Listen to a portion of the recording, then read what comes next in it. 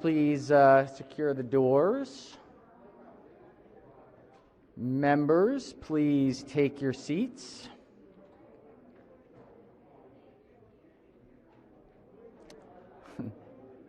At some point here. All right, Madam Clerk, please call the roll. Mr. President. All right, we got a very busy day, active, a lot of energy in the room. All right, we have someone that is not a stranger to this chamber at all. Today we have Pastor Greg St. Cyr from the Bay Area Christian Community Church in Annapolis, Maryland, guest of the distinguished senator from District 30. Members, please rise for the invocation. Good morning, Senators. What a joy for me to be here with you today. I wish I was there in person. I want to lead us in prayer along two words, the word righteousness and justice. Righteousness refers to being rightly related to God, to each other, and to our environment. When things are not rightly related, this is where justice comes in. Justice takes action to try to bring things back into their right design. That's how I want to pray for you. Father in heaven, I thank you that you are a God of righteousness. Everything is right around your throne. And you're a God of justice. You have a heart of compassion. And when there are injustices, God, this goes against your very nature. I pray now for our dear senators. I pray that you would give them a commitment to be rightly related to you, to one another, and to our environment. Give them wisdom, Lord, as they think through all of the competing challenges. And God, when we see injustice of any kind, I pray that you would so move amongst our senators that they would take your action, the things that you want, so that righteousness would be brought back into the great state of Maryland. Thank you for what you're going to do today. Thank you for how you're at work through our senators. I pray that you would bless each and every one. And I ask this in your precious name. Amen. Chair recognizes the senator from the 30th District. Thank you, Mr. President. I move that we journalize the wonderful prayer. Yes, thank you, Senator. We will certainly journalize Pastor St. Cyr's wonderful remarks for invocation this morning. Has everyone recorded their presence? All right.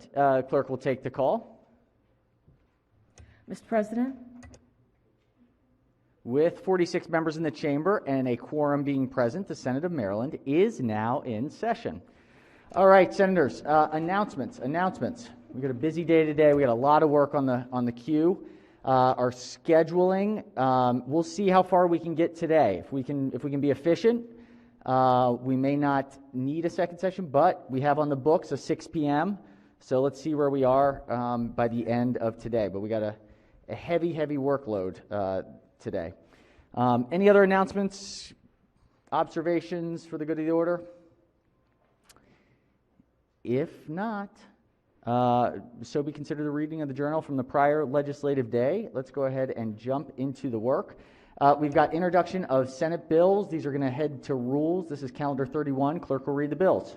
Senate Bill 952, Senator Augustine, Health Occupations, Internship and Residency Training Requirements, Waiver for Former Service Members Injured in Combat. Majority Leader moves so be considered the reading of the bills. Next, we've got introduction of Senate bond initiatives, calendar 23. Clerk will read the bond initiatives. Senator Elfreth, Banneker Douglas Museum. Senator Reedy, Freedom District Elementary School Playground. All right. We now have some nomination withdrawals from the governor. This is a message from the governor. The clerk will read the message. Dear Mr. President, I would like to withdraw Mary Lou Yan, Ph.D., from nomination for Senate confirmation as a member of the Commission for Women, and Kathleen Johnson from nomination for Senate confirmation as a member of the Anne Arundel Community College Board of Trustees.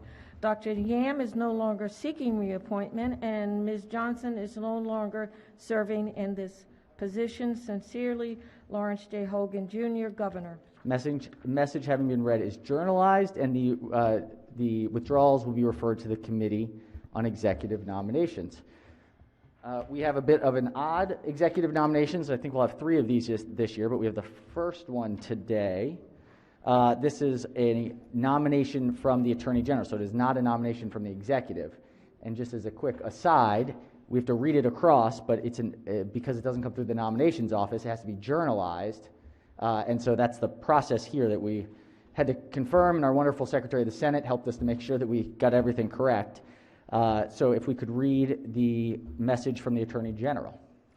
Reference to appointment of People's Counsel. Dear President Ferguson, pursuant to my authority under Maryland Code Public Utilities, Section 2-202, I am pleased to appoint David S. Lepp, Esquire, as People's Counsel. I request that the Senate grant its advice and consent to this appointment. Very truly yours, Brian E. Frosch, Attorney General of Maryland. All right, the message having been read is journalized. We will refer the appointment to the Committee on Executive Nominations. Okay, Senators, we're going to tackle the police work first, police reform, law enforcement reform first, and then we will get through our second readers, and I think that is most. I don't think we have many third readers left. So we have 1 second reader report from judicial proceedings that we'll do first. Then we'll take up the third readers, and then we'll go through, while we have everybody here, get through those, and then see how far we can get through the rest of the work on the calendar today. So first, we'll go with the report on the Committee on Judicial Proceedings. This is report number 7. Clerk will read the first bill. Senate Bill 786, Senator McCray, Baltimore City, control of the Police Department of Baltimore City. Favorable with 3 amendments. Chair recognizes the senator from Baltimore City as the floor leader. Thank you, Mr. President. As amended, this bill establishes the Baltimore Police Department as an agency and instrumentality of Baltimore City rather than the state of Maryland, effective January 1, 2023 or January 1, 2025, contingent upon the passage of an amendment to the Charter of the Baltimore City that provides the transfer of control of Baltimore Police Department to Baltimore City and its ratification by voters of Baltimore City at the 2022 or 2024 general election, respectively, as specified. In addition, the bill establishes an advisory board on the transfer of control of the Police Department of Baltimore City to study potential issues related to the transfer. The bill's provisions relating to the advisory board take effect June 1, 2021. The bill's other provisions take effect January 1, 2023, or January 1, 2025, subject to the ratification of an amendment to the Charter of Baltimore City. Amendment number 1 is technical. Amendment number 2 alters the composition of the advisory board. Amendment number 3 alters the effective date provisions. I would move the amendments and favorable committee report. All right, the floor leader has moved the 3 committee amendments and the favorable committee report. Question first is on the amendments. Any discussion? If not, all in favor of the amendment say aye. Opposed, nay. The ayes have it. The 3 committee amendments are adopted. Question now is on the favorable committee report as amended. Any discussion? If not, all in favor of the report say aye. Opposed, nay. The ayes have it. The favorable committee report as amended is adopted. Are there any further amendments to the bill or its title? Seeing none, Senate Bill 786 is hereby ordered printed for third reader. All right, do we have everybody in the chamber?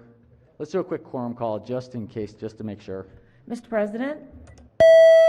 Has everyone recorded their presence?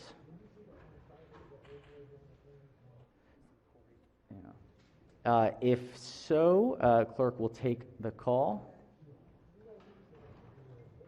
With 46 members in the chamber and a quorum being present, the Senate of Maryland remains in session. Let's go ahead and take up the third reading calendar number 16. Clerk will read the first bill.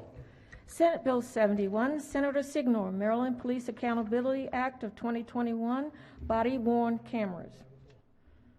All right, Senate Bill 71 is on third reader for final passage. Any discussion? If not, the clerk will call the roll. Oh, I'm sorry. Chair recognizes the senator from District 34.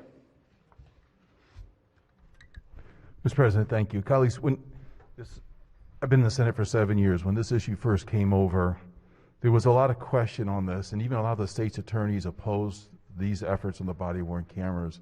And what we've seen over the years, since I've been here, is a gradual realization by folks that these are good for everybody. These are good for citizens. These are good for law enforcement. These are good for prosecutors.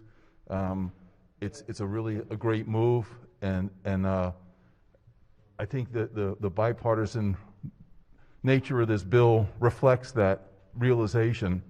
And I know there's a big piece of this has to do with pushing these body cameras out throughout the state. I think in 3 iterations, or that last iteration, it affects the municipalities and the folks who are going to have the greatest problems with trying to fund this. But we did set up the commission in this bill that's going to try to work through those issues before the burden of this hits those small municipalities, especially in the smaller counties, particularly on the Eastern Shore and Western Maryland. So I think in the end, what we came to was, at the end of this long experiment with body-worn cameras that we've gone through over the past number of years, that we were able to see that this is clearly a measure that's in the interest of everybody going forward, and this is just one more bill to further that, and I think it's a good work product. So I'll be voting green on this. Thank you. Thank you, Senator. Chair recognizes the senator from District 5. Thank you, Mr. President. This interim, I had the task, and it was really a privilege to serve on our task force, or joint task force with the House, on body-worn cameras. And big focus was how to implement a program, how to be sure that it could be paid for, so that we weren't just saddling small towns or counties with an unfunded mandate. And and also learning a lot more about the technology and how it all works and how it's working in the jurisdictions currently using. And I was, very impressed. We actually had a lot of agreement between we had some very diverse viewpoints on a number of issues related to police reform. But on this issue, we found a lot of common ground. Today there's going to be some bills that I do not support. But this one is one I'm very happy to support. I think it makes a lot of sense, and I appreciate that the committee worked to find a way to bring the locals together to figure out how we can long-term make sure this isn't some big unfunded mandate on smaller populated counties. So with that, I will be voting green, and just wanted to get up and speak positively, because I know we've had a lot of debate on this floor about this issue, and there's strong feelings, but this is a very good bill. Thank you, Mr. President. Thank you, Senator. All right, any further discussion on the bill? If not, Senate Bill 71 is on third reading. The clerk will call the roll. Mr. President, Has everyone recorded their vote? Anyone wish to change their vote? Explain their vote? If not, the clerk will take the call. With 47 votes in the affirmative, Senate Bill 71, having received a constitutional majority, is declared passed. Clerk will read the next bill. Senate Bill 74, Senator Washington, Maryland Police Accountability Act of 2021, Employee Assistance Programs and Early Intervention Programs. Senate Bill 74 is on third reader for final passage. Any discussion? If not, the clerk will call the roll. Mr. President, Has everyone recorded their vote? Anyone wish to change their vote? Explain their vote? If not, the clerk will take the call. With 47 votes in the affirmative, Senate Bill 74, having received a constitutional majority, is declared passed. Clerk will read the next bill. Senate Bill 178, Senator Carter, Maryland Police Accountability Act of 2021, Personnel Records, Investigation of Law Enforcement Officers, Anton's Law. Senate Bill 178 is on third reader for final passage. Any discussion? Yes, Chair recognizes the senator from District 5. Thank you, Mr. President. I'll rise. I think there may be some others that want to speak on this issue. I have grave concerns about this bill. As a member of the committee in previous years, we actually worked in a bipartisan fashion to try to strike out when people try to get rid of people having a permanent record of a PBJ or a STET for different types of criminal offenses, because it's not a conviction. But yet what we were doing to police officers is saying, in your personnel file, not your record of driving or any sort of criminal record, but in your personnel file, when someone complained about you, when you had some sort of complaint or some sort of somebody filed a complaint, and we found it to be unfounded or unsustained, not when we found it to be valid or there was discipline meted out, that's one thing. It's still a personnel file, but I can understand the argument for that being allowed to be released in some cases. This is any sort of complaint, even if it's unsustained, that now is going to be available to the public. And as we heard in our debate, feels like 3 days ago, but I think it was yesterday, as we heard in a debate over the amendment that the gentleman from Baltimore County offered regarding members of the General Assembly being subject to this same requirement, which was rejected, unfortunately, we all know what can happen. We see it every day on social media, on our own social media accounts, or where somebody has found out something about maybe one of us. It's probably not true, or it's a sliver of truth and a whole bunch of conjecture, and people can just run with that and really ruin somebody's day. But I'm an elected official. I'll stand before the voters, and they can judge between whether something they heard 3 months ago or 6 months ago is true or not based on my whole record. Most people, all they'll ever hear about a police officer once this gets out is that guy or that lady, they were accused of 8 different times of something. Doesn't matter how hard the beat is that they walk. Doesn't matter how outlandish the accusations were that were then unsustained. That's what will get out there. And it will be very difficult for them to go advance in their career, find another job in a different place. It's wrong. It's wrong. We should definitely crack down on the bad apples. We should definitely expose when wrongdoing has been done and proven. But this bill puts people in jeopardy for doing their job and having somebody complain and it be unsustained. It puts people in jeopardy, and it's wrong, and it's going to hurt recruiting in some of the really difficult places for us to find good officers. So, Mr. President, I would urge the body. There's other things in this package that make some sense. Some I'm going to oppose, some I'm going to support. This one is a bad bill, and I would urge the body to reject it. Thank you, Senator. Chair recognizes the senator from the 33rd District. Thank you, Mr. President. I have a question for the floor leader. Will the floor leader yield to a question? Appears so. Senator may proceed. Thank you very much. Senator, I didn't hear the answer to this question I've been carrying in my heart. When people apply for a Freedom of Information Act discussion, are the police officers' home address and phone numbers available for that disclosure? Thank you, Senator. No, the bill specifically excludes that type of personal information, phone number, address, cell number, and any other personally identifying information. Thank you very much. Thank you, Mr. President. I'll be voting against this bill. I think it does go way too far. Thank you. Thank you, Senator. Chair recognizes the senator, or the Chair of Finance, Senator from District 10. Colleagues, I know we all feel strongly about the bill one way or the other, but for the life of me, I can't see how we don't help the police officer if, in fact, the charges are unsustained, to let people know that.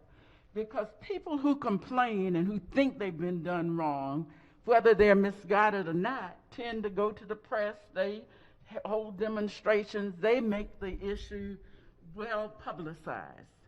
If ultimately, after there's been a good investigation, the charges are not sustained, the public should know that. The police officer should be able to look all of the people in the face and accept their congratulations that justice in his or her case has been done. I think this is a good bill, and we need any non-sustained charges to be known about by the public so they realize the person was right who was serving them as an officer of the law in this case, or at least there has been no proof that they did wrong. Thank you. Thank you, Senator. Any further discussion? Any further discussion? If not, Senate Bill 178 is on third reader for final passage. The clerk will call the roll. Mr. President, Has everyone recorded their vote? Anyone wish to change their vote? Explain their vote? If not, the clerk will take the call. With 30 votes in the affirmative, Senate Bill 178, having received a constitutional majority, is declared passed. Clerk will read the next bill. Senate Bill 419, Senator Carter, Maryland Police Accountability Act of 2021, search warrants. Senate Bill 419 is on third reader for final passage. Any discussion? If not, the clerk... Chair recognizes the senator from District 34. Mr. President, this is one of those bills that came in and was debated pretty intensely by the committee. And I think that what the consensus finally emerged on this, and to steal an old phrase that some of us old-timers will remember, the intent was to make these safe, legal, and rare. And I think that's the balance we achieved here. So I'll be voting green on this one as well. Thank you. Thank you, Senator. Any further discussion on Senate Bill 419? If not, the clerk will call the roll. Mr. President, Has everyone recorded their vote? Anyone wish to change their vote, explain their vote? If not, the clerk will take the call. With 47 votes in the affirmative, Senate Bill 419, having received a constitutional majority, is declared passed. Clerk will read the next bill. Senate Bill 599, Senator Smith, Maryland Police Accountability Act of 2021, surplus military equipment.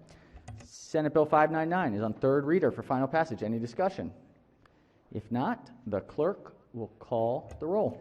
Mr. President, Has everyone recorded their vote? Anyone wish to change their vote, explain their vote? If not, the clerk will take the call. With 47 votes in the affirmative, Senate Bill 599, having received a constitutional majority, is declared passed. Clerk will read the next bill. Senate Bill 600, Senator Smith, Maryland Police Accountability Act of 2021, Office of the State Prosecutor, investigation and prosecution of death caused by police officers. Senate Bill 600 is on third reader for final passage. Any discussion? If not, the clerk will call the roll. I'm sorry, Senators. Senator from District 34, apologies. Please, I'm slow on the draw on the checker. I can't see you when I speak either, so it goes straight through all the wood, so we're okay. Yes, we can't see either one. This is a bill that we really debated and investigated since the middle of this summer. This is one of those that the committee members, I think, were heavily involved in and went back and forth through a lot of debate and consternation.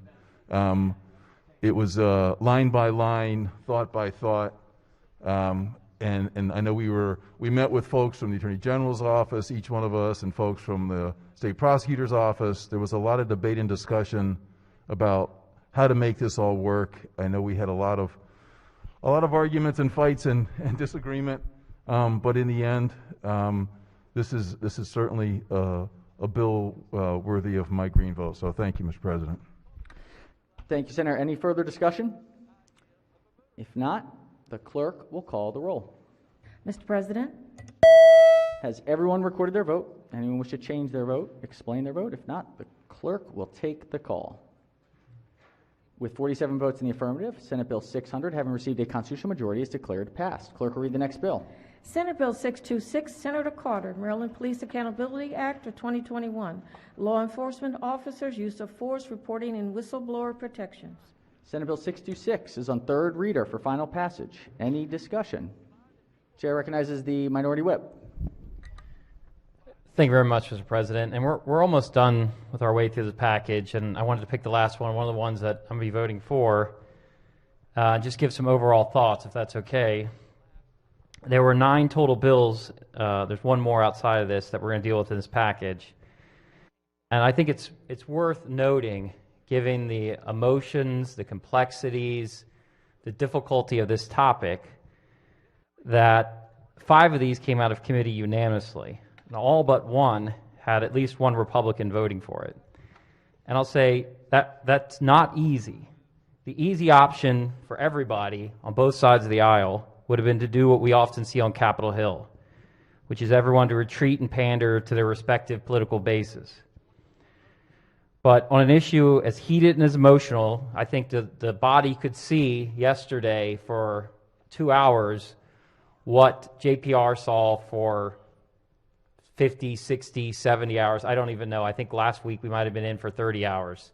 You could see how heated, emotional, and difficult the topic was. But I would say through rigorous and heated debate, the toughest I've ever been a part of, and I was here for the justice reinvestment, I was here for policing reform last time, I've been here through the death penalty, I've been here through a lot of different difficult topics, but overall this was probably the most emotionally difficult for people on both sides. And we started off very far apart. But I'm very proud to see that JPR continued the strong tradition that we've had of tackling the toughest issues, toughest politically, some of the most complicated, and putting out a quality bipartisan legislation. This legislation, for example, I'm speaking on right now, and so many people confuse compromise with people giving away on their principles. If you look at this, the principle that I believe in is putting good quality legislation out. And it is an acknowledgement that there are police officers who have done wrong, that we have seen it, and that this legislation puts, in my opinion, one that we came together in a committee and worked on, a fair process to remove and punish police officers that use excessive force. And I think that overall the legislation, my concern was to make sure that we protected good officers and had due process rights for them, and that we removed and punished bad officers. And I think the majority of this legislation does that. So lastly, there are some disagreements, and there were. Not everything was obviously perfect. We had some heated debate yesterday on the floor. Not everything, the next bill that's coming up after this I will be voting against. But the end product of this should serve as a model to the public to show that on the most heated topic of today, probably the most heated emotionally, that the Maryland Senate was able to come together and find a bipartisan solution. So with that, I'll be casting a green vote, and I just wanted to publicly acknowledge the leaders of the committee and thank the members of the committee for the very rigorous debate we had. In my opinion, overall, a good product we're putting forward for the people of Maryland. Thank you, Mr. President. Thank you, Senator. Thank you for your observation. Chair recognizes the Senator from District 34. Thank you, Mr. President. This bill caused me, of all these, the greatest amount of heartburn, and the fact that we're not in here yelling on the floor today. I think it shouldn't be mistaken by folks from the outside or even here on the floor that we arrived at this without a whole lot of disagreement. I think folks who follow, Maryland Matters and some of the other publications, some of our heated debates became, because of the internet, came out into the public when we started this process. Very hotly debated. We had a lot of sidebar meetings, a lot of face-to-face meetings, and I think my character on doing these things is formed by the military, whether you like that or not. That's where it comes from. And as an 18-year-old kid, I went in the Army as a private, and it was the post-Vietnam era, and racial tensions were really high and really hot. And honestly, as a kid from the suburbs of Maryland, I never experienced racial tensions like that. I thought I'd seen that. I thought I'd seen racial tensions, but I was a kid. And it was interesting because we had all these, our platoon of about 30 was made up of young white men and young black men primarily. But the real fascinating part was our senior drill sergeant was a Mexican by birth who still had a very strong Mexican accent, and interesting person. And his attitude was, he used to say, if you want to play blank around, I can play blank around. You can fill in your word.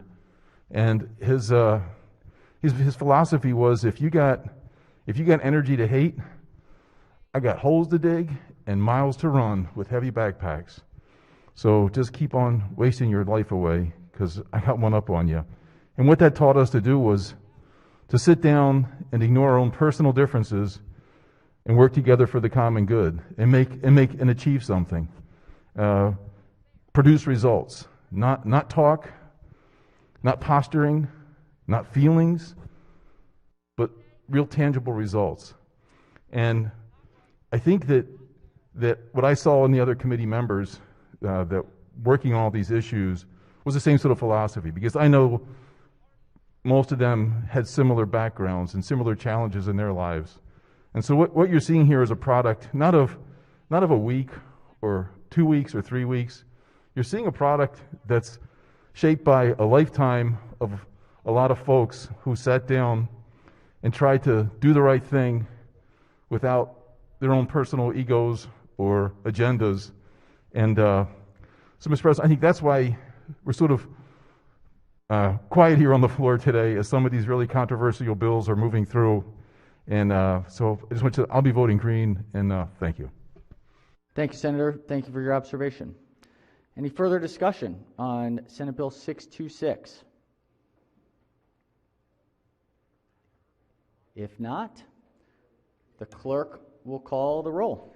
Mr. President, Has everyone recorded their vote? Anyone wish to change their, oh, I'm sorry, explain their vote? Chair recognizes Senator from the 29th District explaining his vote. Thank you, Mr. President.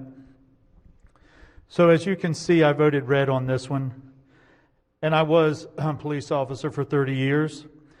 And I voted with the body to expand body-worn cameras, implement programs to ensure officers are provided with mental health insurance, provide more oversight for no-knock search warrants, limit the types of military equipment, and allow independent office of the state prosecutor to be involved when we deal with deaths that involve police officers.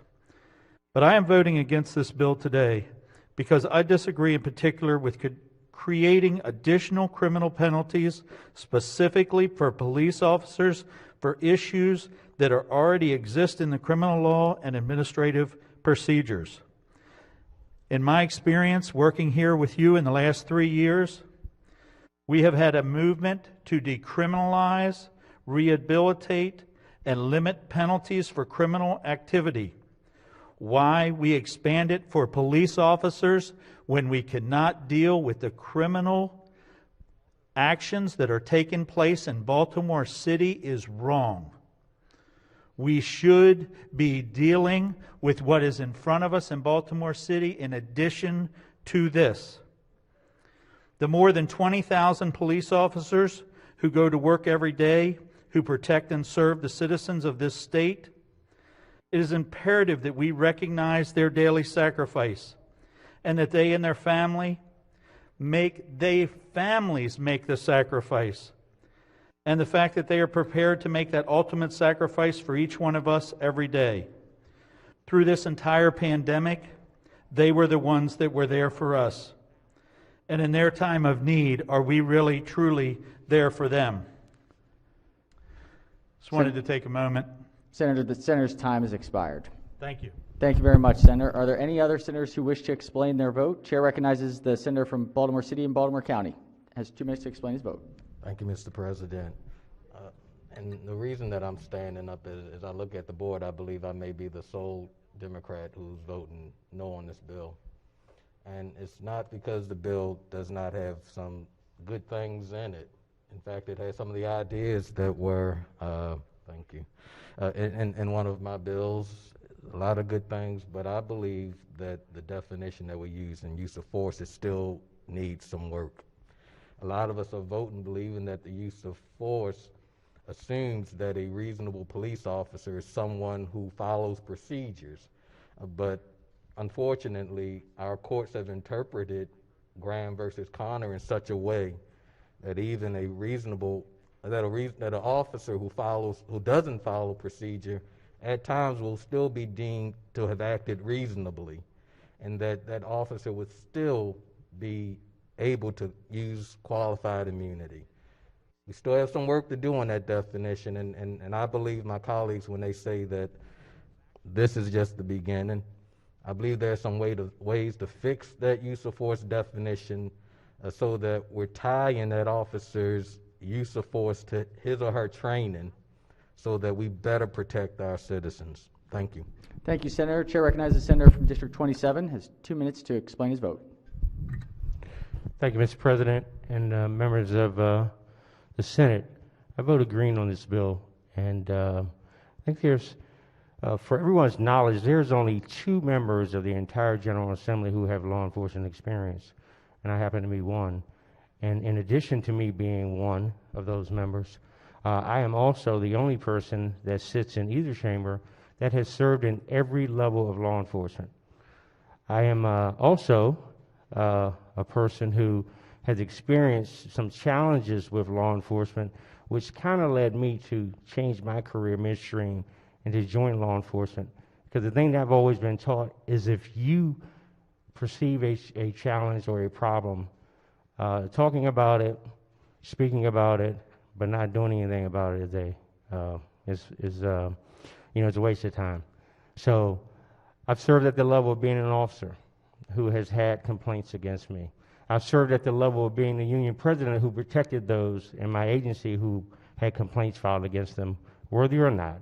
And then I served as the elected sheriff of my county of almost 1 million people who I was responsible to.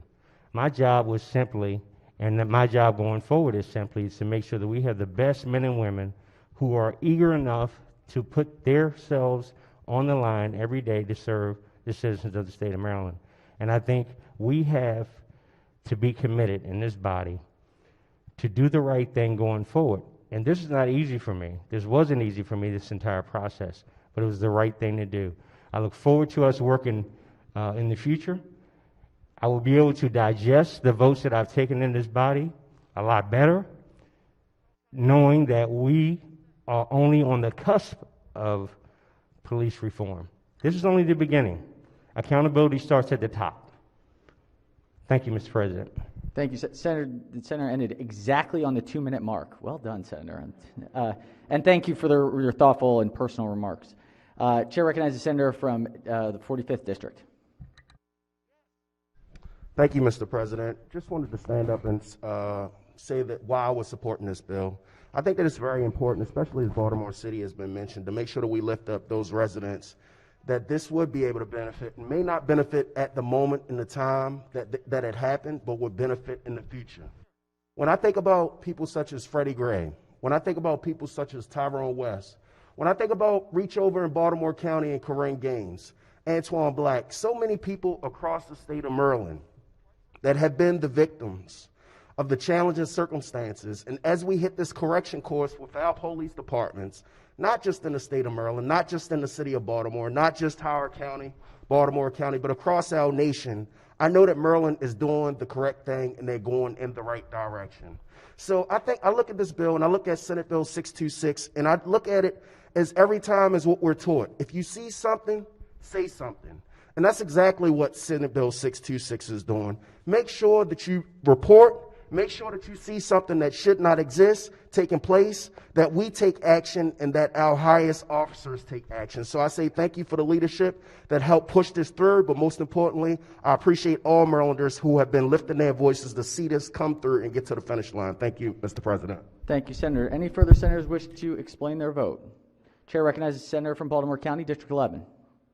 Senator has 2 minutes to explain her vote. Thank you very much, Mr. President. I rise in support of this bill and in support of the entire package. As my colleagues from across the aisle have stated, this was a difficult process. It was challenging for each of us. I want to say that there are things in some of these bills that I wish were a little different, but there are some things in here that are I'm incredibly proud of. Bottom line is, I think that this whole package, and especially this bill, is about safety. It is providing safety and accountability and transparency for both the community and both law enforcement. And I think that, as I think the Senate President had said, at some point we are 3 innings into a big ball game throughout this session. There's more work to be done, but I'm very proud of the package as a whole and of the reform that this body is making on these critical communal issues. So thank you.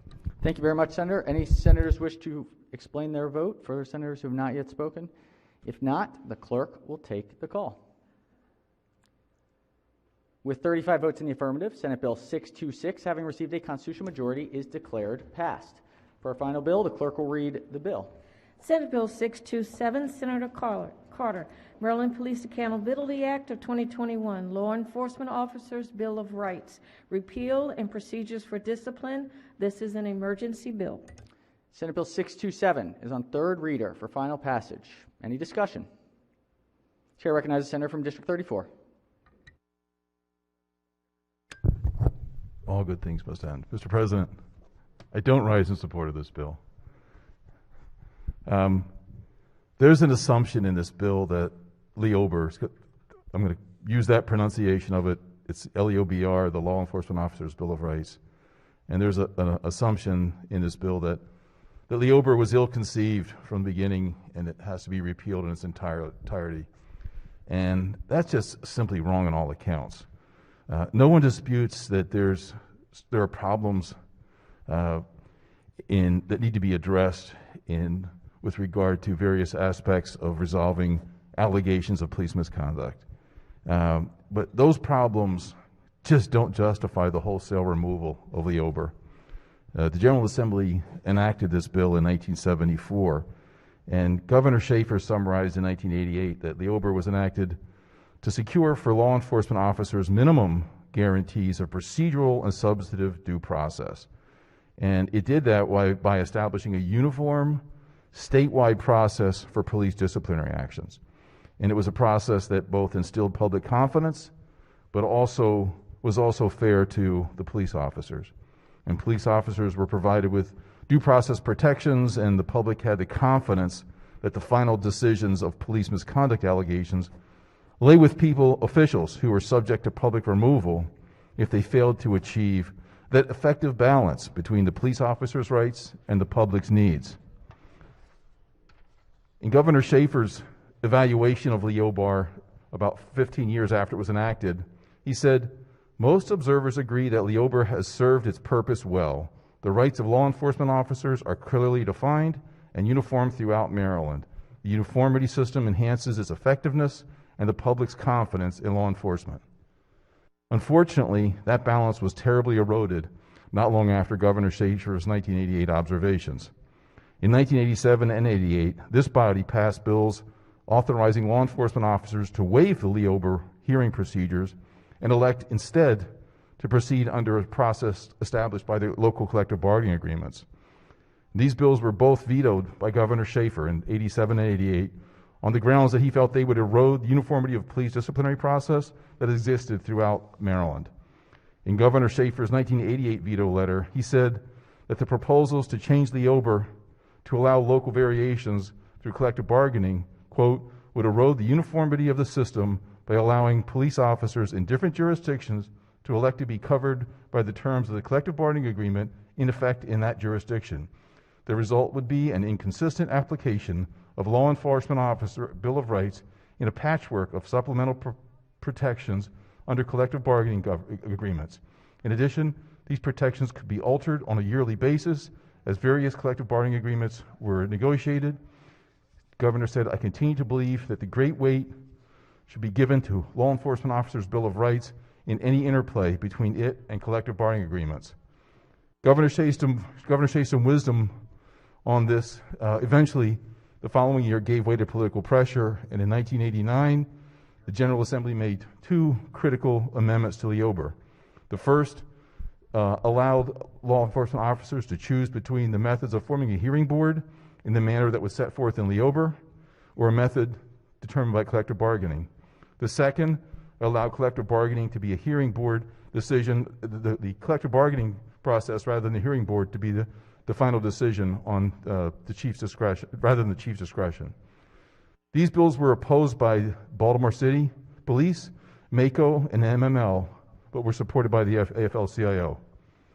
The LEOBR process was further eroded in 2006 when the General Assembly enacted Senate Bill 420, which completely removed the prohibition on the use of binding arbitration to determine law enforcement officer discipline-related matters. The opposition testimony to that bill is, like Governor Schaefer's earlier summarized opposition, both instructive and prophetic. In MACO's opposition, they said, "Citizens demand that law enforcement officers be held accountable. Police chiefs and sheriffs ultimately answer to the citizens of their jurisdiction. But if this bill were enacted, counties would likewise be subject to significant pressure to authorize the use of arbitrators whose appointment would likely be restricted by union agreement, who are not accountable and whose decisions would be final. In addition, the proposed binding arbitration authorization creates the prospect of inconsistent departmental discipline. Different arbitrators could render different punishment on the same incidents. With the arbitrator's decision being binding, the police chief or sheriff loses the discretion necessary to ensure that discipline for similar incidents is consistent with that desired by public policy. Accountability should not be subject to decisions from an unaccounted third party. And Prince George's County's opposition said, the bill, if passed, would start the police agencies that have collective bargaining on a path to losing control of the disciplinary process within their respective departments. MACO's veto request letter said, implementation would ultimately erode the authority and accountability of chiefs for officer discipline, denying citizen recourse and citizen confidence in the credibility of law enforcement. The bill's enactment could lead to chiefs who supervise the vast majority of officers in Maryland not having disciplinary authority over those officers. Presently, colleagues, all of the major jurisdictions in the state, the law enforcement bodies operate under collective bargaining agreements. And in each, as Governor Shaver predicted, the collective bargaining agreements provide for different procedures for governing police misconduct. But the one element that all of these collective bargaining agreements have in common is that they effectively impose a realization of Governor Shafer's concerns when he warned of the dangers of the present system.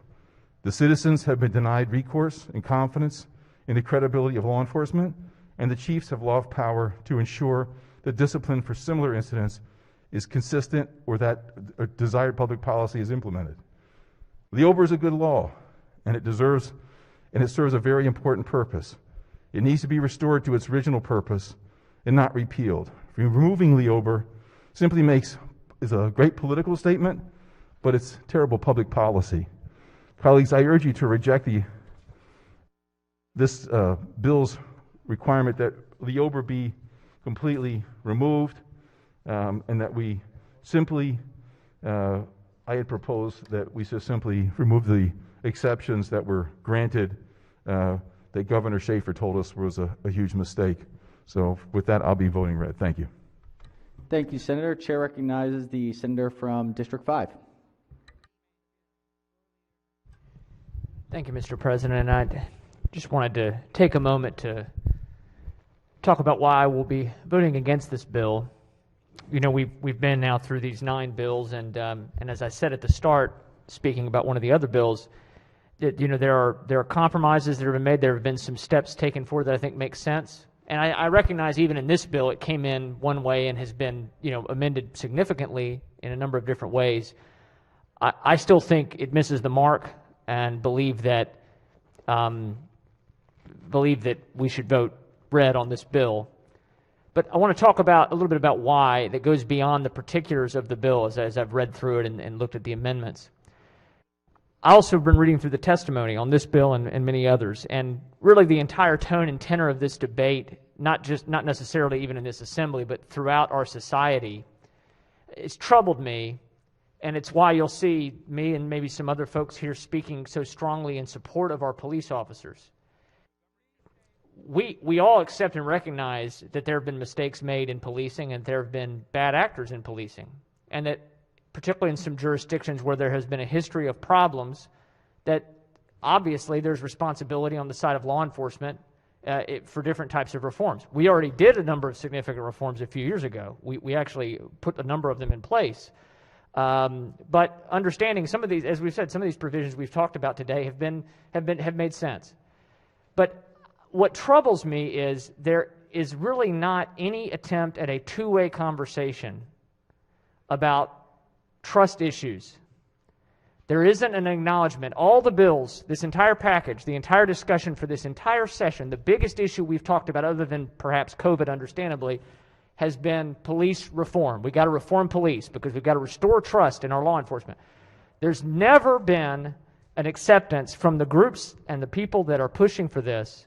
There's never been any sort of illusion or acceptance that there is a responsibility in communities that have had problems to say, we understand there's problems on both sides.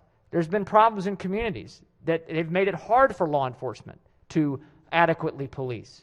There's no acceptance of that. All the blame is put on the side of police officers, including those now who may have had nothing to do with, or most of whom had nothing to do with problems that have happened before. Again, I don't rise to say that police are perfect or infallible, far from it, and important checks and balances are an important part of our system. But what frustrates me, and so many constituents I have who are police officers, who've grown up in law enforcement communities, is they feel under attack constantly, and they feel like every problem that we see in whether it's issues that happened last summer in some of the cities in our country, they feel like every problem is like the scapegoat is, well, law enforcement just doesn't have trust, and so we've got to fix that. And they feel it's all being blamed on them, and that there's no accountability or responsibility for some of the behavior that has happened in communities for a long time that has also led to problems. So, Mr. President, I'm not supporting this bill. I'm voting against this bill. I do recognize there were some amendments that made it a better overall quality bill. I still think we are, as my colleague from District 34 said, we're throwing the baby out with the bathwater, and we are scapegoating LEOBR and other types of issues like that for something that is a much deeper societal problem. And again, I do not support shifting the blame all into police. And I'm not saying that's what some of my colleagues on the other side of the aisle have done. I think there's been a good conversation. Certainly the committee seems to have really hashed out a lot of issues. So I'm not trying to cast aspersions on a personal level. But what I am saying is the overall messaging on all of this nationwide that has pushed for police reform has made it all about how the police are bad, the police are to blame. That's the impression it leaves. And I think it is an incorrect impression. So I'll be voting against the bill and ask my colleagues to do the same. Thank you. Thank you, Senator. Chair recognizes the senator from Baltimore City, Baltimore County. Thank you, Mr. President. I will be voting green on this bill, and I stand simply to say it, and as I acknowledged the last time I rose to talk about my red vote, was to say that this bill, this package, while imperfect, and it's still a very good, it's a good bill, it's a good package. It moves us in the right direction. As a graduate student at the University of Maryland, Baltimore County, I remember taking classes on this thing called incrementalism. And sometimes as one of our colleagues who talked last week about this package, this isn't a monarchy, it's not a dictatorship. We're not always going to get everything that we want this session. But I look at this as a down payment on making things right in terms of how policing is affecting this community. Never once have I, or I think any of my colleagues, expressed or said that the police have all the culpability in this. However, with that said, when you're trying to deal with cancer or any type of disease, you talk about the cancer. You're not going to talk about one side or the other. You're going to talk about what it is that you're trying to deal with. So when we're trying to deal with police brutality, we're going to talk about police brutality. No one's trying to make anyone feel less of a person, not feel appreciated. In fact, a few weeks ago, the FOP in my district, in the Baltimore County portion of my district, reached out and said something along the lines of not thanking police. And I thank them all the time. I have law enforcement in my family. I understand that it's a difficult job, but it's a job. And all that we're asking for is to be treated like people. That's it. There's no hate that's coming from any of these bills or this legislation. We just want to be treated like people. Thank you. Thank you, Senator. All right, Senate Bill 627 is on third reader. Further discussion? Any further discussion? If not, the clerk will call the roll. Mr. President? Has everyone recorded their vote? Anyone wish to change their vote? Explain their vote? If not, the clerk will take the call. With 33 votes in the affirmative, Senate Bill 627, having received a constitutional majority, is declared passed. Chair recognizes the Vice Chair of the committee.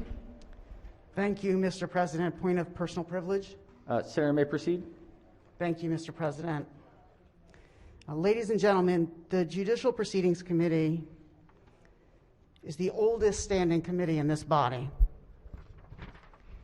It was formed in 1832, and many of its members owned slaves. Today, the committee is led by a descendant of those slaves, the first African American to serve as chairman. And under his leadership, Maryland just passed the strongest police reform of all 50 states and the most transformative changes to policing in 50 years. Where he could have chosen ease, he chose courage. Where he could have chosen symbolism, he chose justice. There's nobody I'd rather be in a foxhole with. As we complete our generational work on police reform for now, I hope you'll join me in showing your appreciation for the chairman and senator from District 20. Thank you, Senator.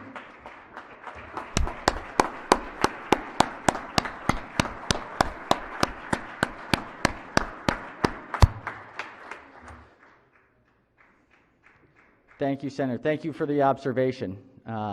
Look, this has been a really hard process, and it hasn't started. It didn't start today. It didn't start this session. This has been going on. These issues have been around for decades, since 1974 when the LEOBR was first put in. These are not new issues, and they're very, very, very hard. They are the tip of the spear of the social contract.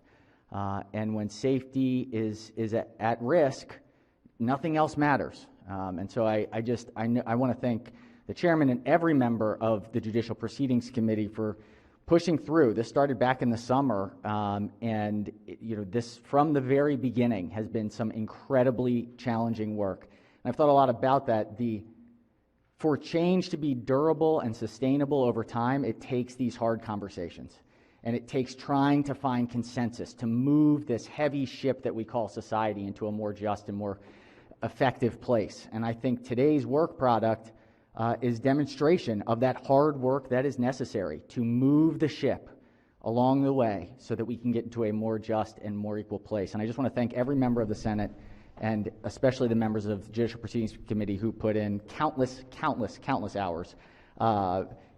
As a quick aside, it's the first time I've ever seen a Judicial Proceedings voting session now that it's streamed, and it was a very educational experience for me. So I deeply appreciate all of the members of Judicial Proceedings for their very hard work. And I do want to echo the senator from District 11. We're a third of the way through, so we've gotten the bulk of this package out. It heads to the House. The House will have their opinions on how to move forward, and then we will reconcile differences, send something to the governor.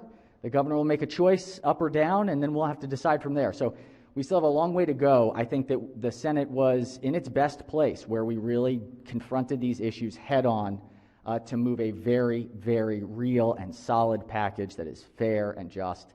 And I just really am proud of being a part of this body. Chair recognizes the senator from Baltimore City. Thank you, Mr. President. Could I permission to use a senator's name? Senator may proceed. So I just want to also say, in addition to recognizing the admirable work of our chair, I want to say that there is a colleague who I saw for the very first time probably 20 years ago in downtown Baltimore having a forum about police reform. And that senator is Senator Jill Carter. And there is a reason why her name is on so many of these bills. We all should thank her for her relentless determination and belief in the system. And I know that very much so her not just her brand, but her values are fighting and resisting the system.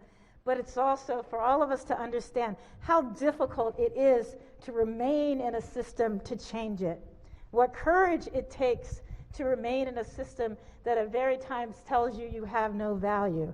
So I'm saying that on behalf of all those who understand what I'm saying, that I cannot admire more Senator Jill Carter as a model for and a representative of the Senate as a whole. And I thank you from the bottom of my heart for the work you've done for the citizens of Maryland and for future generations. Thank you, Mr. President. Thank you, Senator. Thank you for that observation.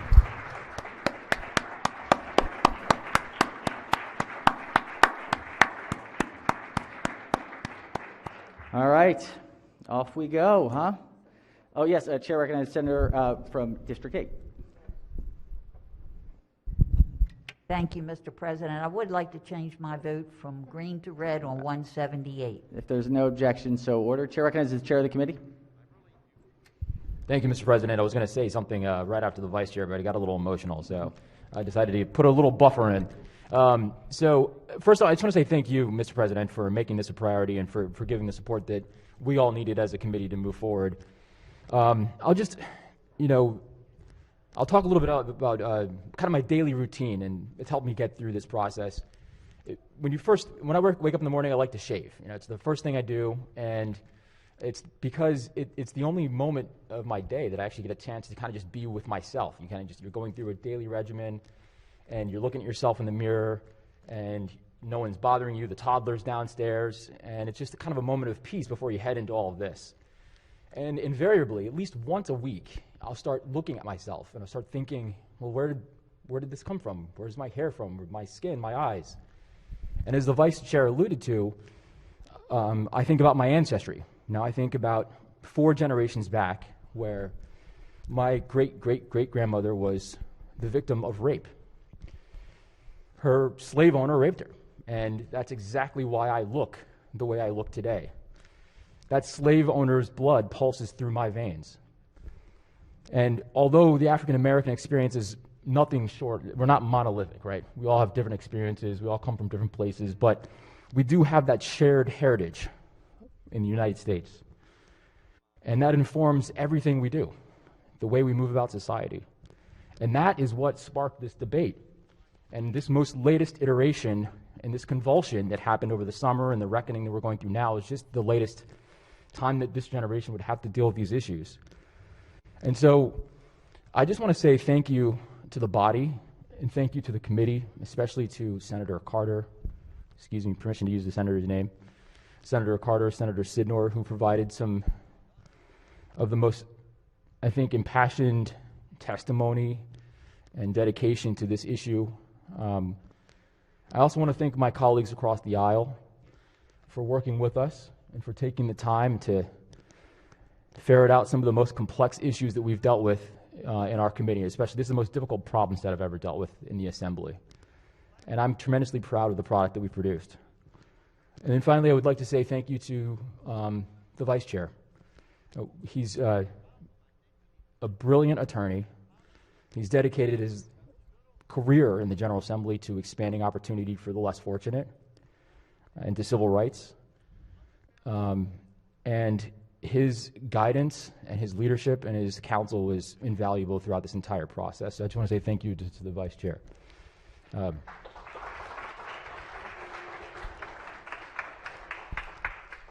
Look, this is something we can all be proud of. The work is not done, and we'll move on. We'll continue moving forward, but I'm just tremendously proud of this work.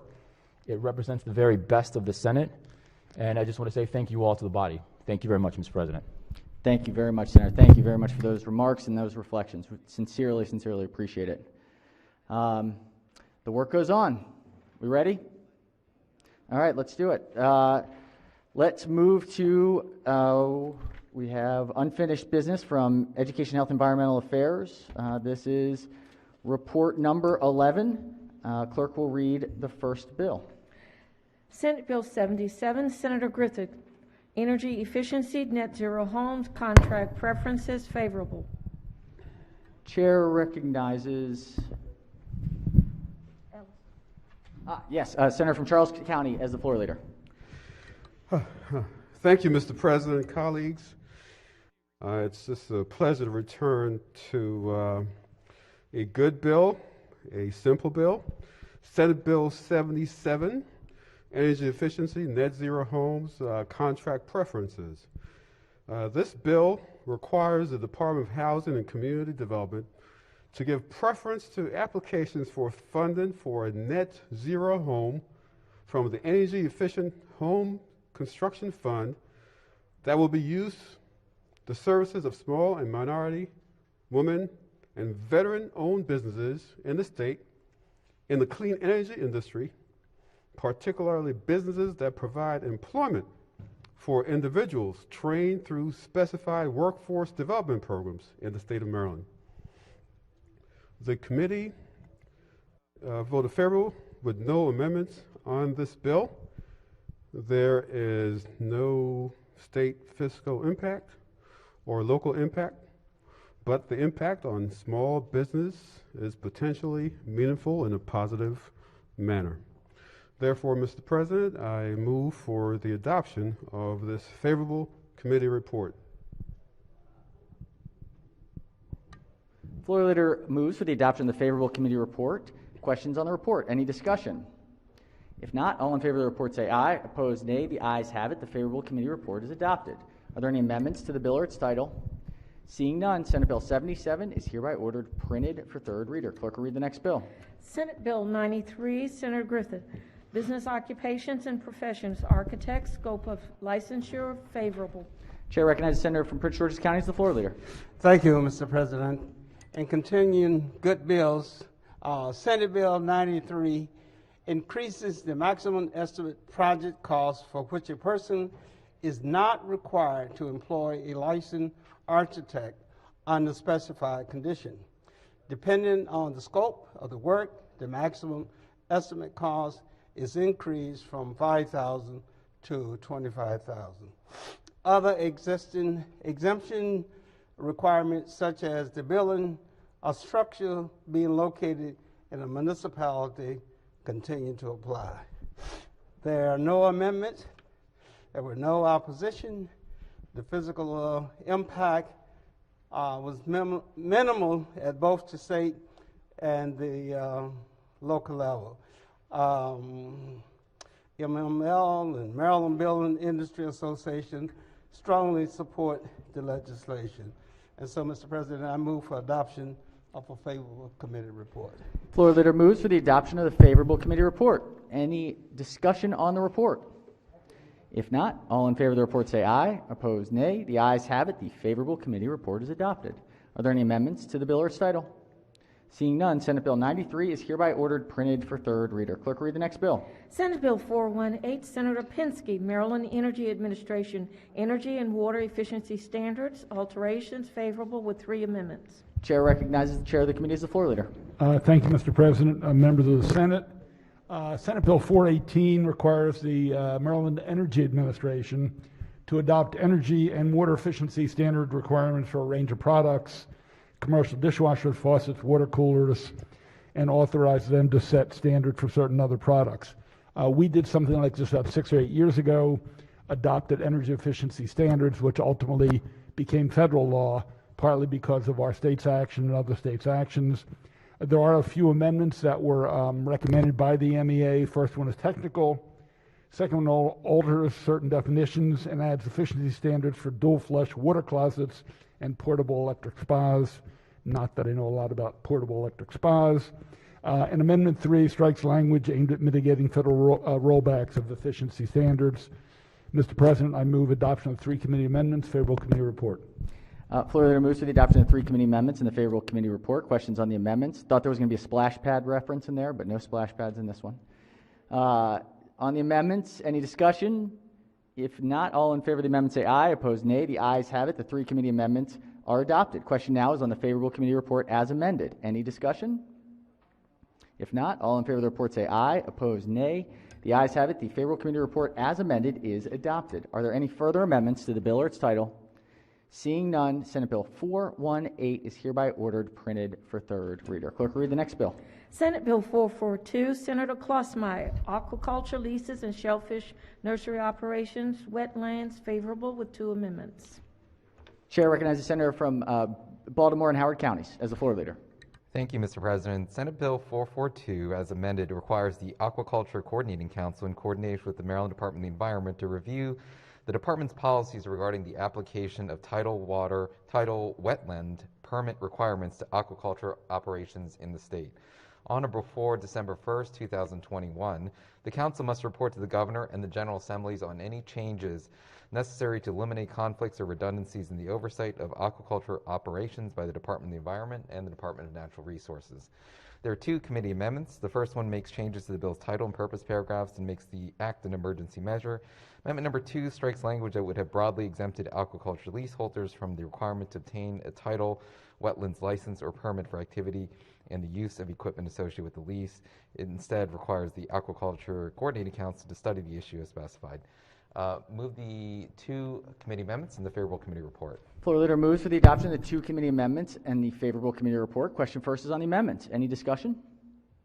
If not, all in favor of the amendment say aye. Opposed, nay. The ayes have it. The 2 committee amendments are adopted. Question now is on the favorable committee report as amended. Any discussion? If not, all in favor of the report say aye. Opposed, nay. The ayes have it. The favorable committee report as amended is adopted. Are there any further amendments to the bill or its title? Seeing none, Senate Bill 442 is hereby ordered printed for third reader. Clerk will read the next bill. Senate Bill 476, Senator Eckert, Health Occupations, Nurses, Delegation of Task, favorable. Chair recognizes the senator from Hartford County as the floor leader. Thank you, Mr. President. Senate Bill 476, this bill specifies that an advanced practice registered nurse may delegate a nursing or other technical task to an assistant if 1, the assistant performs only the tasks that the assistant is trained to perform, and 2, the delegating advanced practice registered nurse provides instruction to and on-site supervision of the assistant performing the delegated task. The State Board of Nursing must adopt regulations to provide for the manner in which an advanced practice registered nurse delegates such tasks, and also establish limitations on the authority of an advanced practice registered nurse to delegate nursing or other technical tasks, and finally otherwise clarify the authority to delegate tasks. This bill would take effect on June 1st, 2021. I move for, and also it came out of committee 11-0 unanimously. I move for adoption of the favorable committee report. Floor leader moves for the adoption of the favorable committee report. Questions on the report? Any discussion? If not, all in favor of the report say aye. Opposed, nay. The ayes have it. The favorable committee report is adopted. Are there any amendments to the bill or its title? Seeing none, Senate Bill 476 is hereby ordered printed for third reader. Clerk will read the next bill. Oh, I'm sorry, we have a new calendar. Let's go to calendar number 12. Clerk will read the first bill. Senate Bill 10, Senator Wallstreicher, Election Law, Polling Sites, Firearm Prohibitions, favorable with 2 amendments. Chair recognizes Chair of the committee as the floor leader. Thank you, Mr. President, and thank you, members of the Senate. This bill prohibits someone from carrying or displaying a firearm at a polling place. Specifically, it also says it can't be displayed or carried in the polling location or in the parking lot, or carrying or possessing a firearm within 100 feet of a polling site during an election. There is an exception, obviously, for police officers and other security selected by the State Board of Elections. There are 2 amendments. First one makes technical changes. The second one allows that it is not a violation for an individual whose residence is within 100 feet of a building being used as a polling place, who chooses to transfer a firearm from their residence to a vehicle within that 100 feet. Mr. President, members of the Senate, we've seen over the last year particularly intimidation going on. We can look at Michigan, we can look at other states where guns have been used and potentially used to dissuade people from voting. We've also seen efforts at voter suppression around the country. I think 165 bills have been introduced. We would like to be a beacon in increasing the voter turnout, not having intimidation where other states around the country look at us. This bill is to do just that. Move adoption of the 2 committee amendments, favorable committee report. Floor leader moves for the adoption of the 2 committee amendments and the favorable committee report. Questions on the 2 committee amendments? Chair recognizes Senator from 29th District. Question on the amendments? Just ask that the bill be laid over under the rule. The Senator's motion is in order. The bill and the amendments will be laid over under the rule. Clerk will read the next bill. Senate Bill 283, Senator Elfreth, Student and Military Voter Empowerment Act, favorable with 2 amendments. Chair recognizes the Vice Chair of the committee as the floor leader. Thank you, Mr. President. I think we're all aware that there are some demographics of voters that don't participate in our elections as often. Young people and veterans are two of those. This bill will make it easier for veterans to participate and enable and set up systems so that students on campus will be enabled to vote. There is going to be a student voting coordinator position that's not a new position, but will be among college campus staff that will help figure out where voting will happen, publicize voting registration opportunities, and make sure that students are engaged and using their franchise. There are two committee amendments. One just is a technical change, and the other one alters the requirement that okay, I'm just going to use my reading glasses so I get this precisely. Require the institution of higher education to make reasonable accommodations in collaboration with the Board of Elections. So this does not require that a local Board of Elections place a precinct place on the campus, as last year's version did.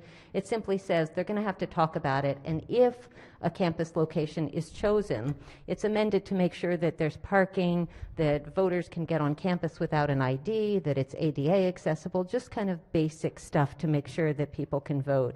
It will also remove a provision that was brought in to give students excused absences for voting. We thought that there was plenty of time to vote with early voting and all that, and that we are going to make sure that students make sure that they exercise their rights. So with that, Mr. President, move the favorable report with two amendments for your consideration. Floor Leader moves for the adoption of the two committee amendments and the favorable committee report. Questions on the amendments? Chair recognizes the Senator from Hartford, Baltimore Counties. Thank you. I have a question for the Senator from proudly representing Gaithersburg and Rockville. Senator may proceed. So I'm reading the bill and I see the education portion. What are you doing with the military side of the Thank you for asking. So it makes sure that there's the postcard that veterans can fill out to make sure that they get access to their ballot. It clarifies and enhances that. So that's it for this bill? Yep. So this whole thing about It is mostly truly focused on making sure that students are engaged and are voting. So just to give you guys a sense, 18 to 21-year-olds are voting at a 31.9% turnout, and just a little bit older, 53.7% turnout. So young people just don't vote in the same way. So this effort is to make sure that they are aware of how to vote, where to vote, how to register, and that they have that information. No, I understand that. I'm just trying to figure out the military side, because you're can you explain the postcard to me, what it does? This is based on federal requirements, and it's just making sure that Maryland complies with that. And it's frankly a small part of the bill. This is primarily about the students, but we did want to make sure that that was included. That was not controversial, and frankly wasn't even I'm not saying it is. I'm just trying to figure out what the military voter side this way is. All right, can I lay the bill over with the amendment? Sure, so I can just happy to answer read any some more? questions. Senator's motion is in order. The bill and the amendment will be laid over under the rule. Senator from District 5, okay, all good?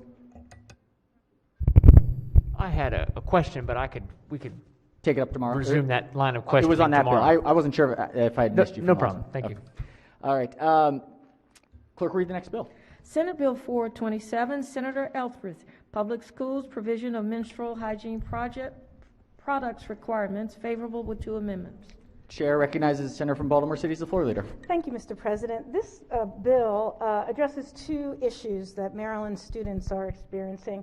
One is referred to as period poverty, and it relates to the fact that there are barriers to education for individuals' ability to afford menstrual hygiene products. So 1 in 5 teens are struggling to afford to pay for these products. We received testimony that 12 years old is the average age on which onset of having a period, that 30 to 50% of girls get their period before this age, that 1 in 5 of low-income women report missing school or work due to the lack of access to period hygiene products. In Maryland in 2019, we heard testimony that 43.2% of Maryland public school students are enrolled in free and reduced lunch, and they struggle to afford basic necessities. And many of these students are of menstruating age. So this bill requires that local boards of education ensure that each public school provide at no charge to students menstrual hygiene products via dispensers in restrooms in the school. It begins in middle school, and we set some dates that we should have initial implementation through October 21st, with full implementation being by August 1st, 2025. The committee has 2 amendments, and we made several amendments. One makes technical changes to the purpose paragraph. Amendment 2 requires product dispensers in only middle and high schools. 2, it requires dispensers be installed in 2 women's rooms, as I gave you the dates earlier, by 2022, and in all rooms by 2025. It removes the requirement to place dispensers in men's rooms. It requires the state to reimburse a county board of cost purchasing and installing the required dispenser, and the governor to include money in the fiscal budget 2023 for this installation. It also requires the school nurse in each elementary school to make products available free of charge beginning in October 2021. I ask for the approval of the committee amendments and a favorable committee report. Floor leaders move for the adoption of the 2 committee amendments and the favorable committee report. Question first on the amendments. Any discussion? If not, all in favor of the amendment say aye. Opposed, nay. The ayes have it. The 2 committee amendments are adopted. Question now is on the favorable committee report as amended. Chair recognizes the senator from the Upper Eastern Shore. Thank you, Mr. President. Just a quick question for the floor leader, please. Will the floor leader yield? Appears Absolutely. so. Senator may proceed. Thank you very much. I see the number of amendments, can appreciate that, but the last amendment you just spoke about the product being available via the school nurse in the elementary schools.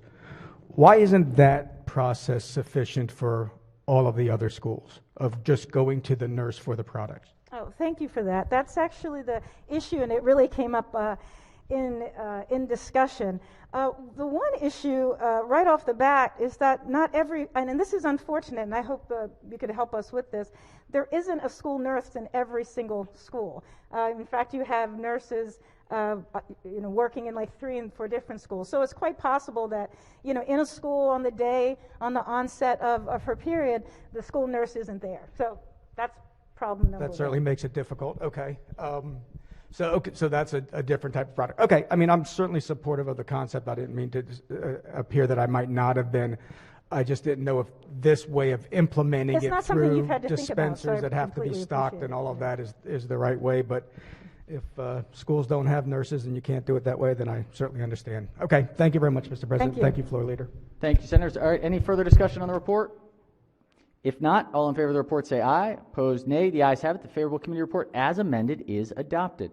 Are there any further amendments to the bill or its title? Seeing none, Senate Bill 427 is hereby ordered printed for 3rd reader. Clerk, read the next bill. Senate Bill 448, Senator Edwards, County Boards of Education, Student Transportation Vehicles, favorable with 2 amendments. Chair recognizes the senator from the Lower Eastern Shore as the floor leader. Thank you, Mr. President. Senate Bill 448 authorizes a county board of education to provide transportation for specified public school students to and from school using a vehicle other than a Type 1 or Type 2 school vehicle when a school vehicle cannot reasonably be provided. The State Department of Education must consult with county boards of education and the Motor Vehicle Administration to adopt regulations establishing minimum vehicle and driver safety standards for alternate student transportation under the bill. Simply put, as our former Senate President would say, put it in English, the SB 448 authorizes local school systems to provide transportation to and from school on a vehicle other than a school bus. And it applies to preschool age students, students with disabilities, homeless youth, children in foster care, students without access to school buses, students in non-public school placement, and also students in dual enrollment programs. The bill did have two amendments. Amendment number 1 is technical. And amendment number 2, it requires each county board to submit a report to MSDE on the provision of student transportation services using certain types of vehicles for a specified 5-year period. It also sunsets the bill in 3 years. It has no fiscal impact. We had a unanimous committee vote on it. So I move favorably on the 2 committee amendments and move for a favorable report. Floor Leader moves for the adoption of the 2 committee amendments and the favorable committee report. Questions on the 2 committee amendments? Chair recognizes the Majority Leader. Yes, may I ask a question of the floor leader? Does the Floor Leader yield? Several years ago, we and I don't even remember how many, but it's several, where we had been using what they called the short buses, the smaller school buses to transport kids, and then they ended up having so many problems with it because these short buses would roll and that kind of thing, so they stopped using them statewide. What does this bill do to that bill? So what this bill does, it's allowing other vehicles to be used, but they do have to meet the minimal vehicle and driver safety standards. So I think your concerns would be addressed with those standards. Okay, thank you. All right. Any further questions on the amendments? If not, all in favor of the amendments say aye. Opposed, nay. The ayes have it. The 2 committee amendments are adopted. Question now is on the favorable committee report as amended. Any discussion? If not, all in favor of the report say aye. Opposed, nay. The ayes have it. The favorable committee report as amended is adopted. Are there any further amendments to the bill or its title? Seeing none, Senate Bill 448 is hereby ordered printed for 3rd reader. Clerk, read the next bill. Senate Bill 596, Senator Washington, election law, early voting centers, hours of operation, favorable with 1 amendment. Chair recognizes the Senator from Baltimore City as the floor leader. Thank you, Mr. President. This is a very straightforward bill. It's an attempt to sort of standardize is standardizing the hours of operations across all voting sites, regardless of when it takes place. So what it does, it makes the hours of operation from 7 a.m. to 8 p.m. There is 1 committee amendment. The committee amendment, originally the bill came in, it started at 8 a.m., and the committee amendment changes that hour to early voting centers must open at 7. I ask for a favorable committee report of the amendments and the report. Floor leaders move for the adoption of the 1 committee amendment and the favorable committee report. Questions on the amendment? Any discussion? If not, all in favor of the amendment say aye. Opposed, nay. The ayes have it. The amendment is adopted. Question now is on the favorable committee report as amended. Any discussion? If not, all in favor of the report say aye. Opposed, nay. The ayes have it. The favorable committee report as amended is adopted. Are there any further amendments to the bill or its title? Seeing none, Senate Bill 596 is hereby ordered printed for 3rd reader. All right, we've got a budget and taxation calendar. This is calendar number 8. Second readers. Clerk will read the first bill. Senate Bill 630, Senator Ferguson, Education Adult High School Pilot Program, Funding and Grants, favorable with 1 amendment. It's a good bill, Mr. Chairman. Fabulous. Chair Fabulous recognizes the bill. chair of the committee. Fabulous bill. So in 2017, the General Assembly passed a adult high school pilot program. And quite frankly, a number of, the idea, of course, is to get folks who didn't make it through high school back in and get out with a diploma. So during that time, and this was a program between both Department of Education and Department of Labor, and during that time, a number of entities have come forward, nonprofits, in order to provide these services. They've struggled a bit, but they have made progress. And it's gotten to a point now where if we give them a little push with a little help from funding, I think they're going to be able to move forward. So that's what this bill does. It authorizes the funding. The governor must include in the state budget an appropriation of $250,000 for 22 and $250,000 for high school approved and operating beginning in 23 thereafter, and then the second amount for $250,000 for essentially $250,000 the first year and then $500,000 after that. There's one amendment that specifies the governor can include federal funds or general funds as an appropriation and clarifies that each school would receive $250,000 grant. Move adoption of the amendment and the favorable committee report. Floor leader moves for the adoption of the one committee amendment and the favorable committee report. Questions on the amendment? Any discussion? If not, all in favor of the amendment say aye. Opposed, nay. The ayes have it. The one committee amendment is adopted. Question now is on the favorable committee report as amended. Any discussion? If not, all in favor of the report say aye. Opposed, nay. The ayes have it. The favorable committee report as amended is adopted. Are there any further amendments to the bill or its title? Seeing none, Senate Bill 630 is hereby ordered printed for third reader. Clerk will read the next bill. Senate Bill 779, Senator Elthruth, Maryland 529 Program Authority and State Contribution Alterations, favorable. Chair recognizes the senator from the capital city as the floor leader.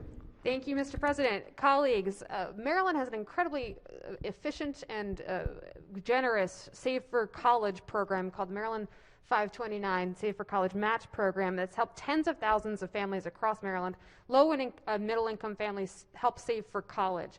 Unfortunately, there's some loopholes in the current law that's led to some waste, fraud, and abuse. A number of senators and delegates got together over the interim to study this issue, work with the stakeholders, and we present you with Senate Bill 779 that makes a number of kind of nips and tucks to these loopholes to make sure that the money is being used efficiently and that we're getting it into the hands of the folks who need it the most. So Senate Bill 779 modifies and adds requirements for receiving the state contribution within the Maryland 529 plan. It does a number of things. It requires an account holder and a beneficiary to be a resident of Maryland and to file their taxes by July 15th of each year. It alters the income eligibility measurement using the adjusted gross income. It establishes a minimum age of 26 at the time of the application. It establishes a $9,000 cap on lifetime state matches for the account holder. And finally, the bill authorizes the Maryland 529 board to aggregate and distribute administrative fees across all Maryland 529 programs. Ladies and gentlemen, this is going to save the state money. It will also make sure that Maryland remains one of the most generous contribution plans in the country. Mr. President, there are no committee amendments. Move adoption of the favorable committee report. Floor leader moves for the adoption of the favorable committee report. Discussion on the report. Any questions? If not, all in favor of the report say aye. Opposed, nay. The ayes have it. The favorable committee report is adopted. Are there any amendments to the bill or its title? Seeing none, Senate Bill 779 is hereby ordered printed for third reader. Clerk, read the next bill. Senate Bill 787, Senator Ferguson, Digital Advertising, Gross Revenues, Tax Exemption and Restriction, favorable with two amendments. Chair recognizes the Vice Chair of the committee. Thank you, Mr. President. Before I proceed to the bill, will the President yield for a question? Can I answer that? Yes, sure, yes. How close are you to your bill sponsorship limit? Very good question. Very good question. I hope this one is as good as the last one. Thank you very much, Mr. President. You recall about 10 days ago, we overrode the governor's veto over the big tech tax bill, as well as the bill expanding, increasing the tobacco tax. At the time, we shared with the Senate that there was a bill coming after them. That is this bill. And it does a couple things. One is it updates the dates because there was a year delay because of the governor's veto and the override. Number two, it makes clear that local broadcasters and local newspapers are not covered by the tax. Number three, it makes clear that the big tech companies cannot try to pass on their tax liability to their customers with add-on fees on the bills. And finally, it makes it an emergency bill. I move the amendments and the favorable report. Thank you. The floor leader moves for the adoption of the two committee amendments and the favorable committee report. Question first is on the amendments. Chair recognizes Senator from District 5. Thank you, Mr. President. Would the floor leader, the vice chair, yield for a question? You betcha. Senator may proceed. I'm seeing part of you and part of a wood thing, but which looks better? There we go. No, I'm not. No comment. No comment. So, question here. I guess I'm a little bit confused by, do we exempt broadcast and newspaper from other types of taxation? We have all kinds of ways different industries are taxed or not taxed. Answering that question would fill 3 law school courses. I have confidence that you can lay that out for us between now and I assure you I can't. We'll just stay here. Okay, no, seriously. I mean, it's all over the map. That's the truth. Okay. Well, I guess what is the in the committee's view, what is the rationale for exempting these folks as opposed to exempting any particular business? Because these are basically legacy businesses that are local businesses that are not the intent of the bill. The bill is intended to deal with the new economy. These are the old economy businesses that are not the intent of the bill, and we wanted to make sure that they were not covered by it. Because they already pay taxes another way? Is that why? Yes. They also are in a different economic situation.